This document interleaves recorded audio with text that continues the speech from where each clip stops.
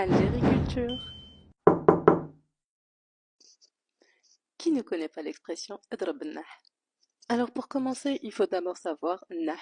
C'est quoi? Nah, c'est la poignée en acier qu'on trouvait sur les portes, comme ceci.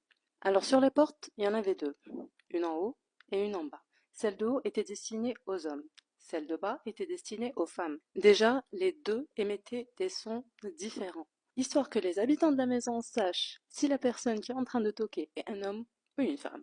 Si c'était un homme, les femmes allaient vite mettre leur hijab et libérer la cour pour laisser les hommes passer. Si c'était une femme, c'est une femme qui ouvrait, mais bien sûr, après avoir mis son hijab. Alors il y a même des portes où on en trouvait trois, je vous explique. Il y avait les deux, donc celui des hommes, celui des femmes. Donc même les hommes, quand ils avançaient, sur celui des femmes, ils voyaient s'il y avait une bague ou pas. Celui où il y a une bague, comme ceci, ça voulait dire que toutes les femmes de la maison étaient mariées.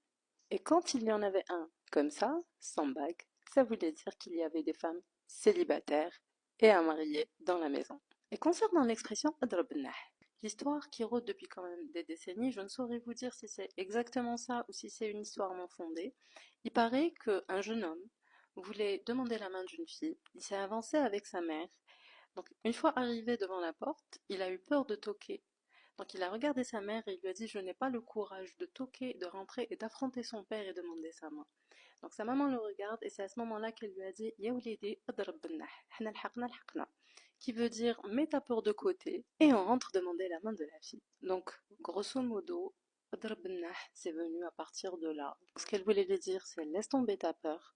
Et à partir de là, cette expression a commencé à se disperser et se dispatcher un peu partout. À bientôt pour une nouvelle histoire.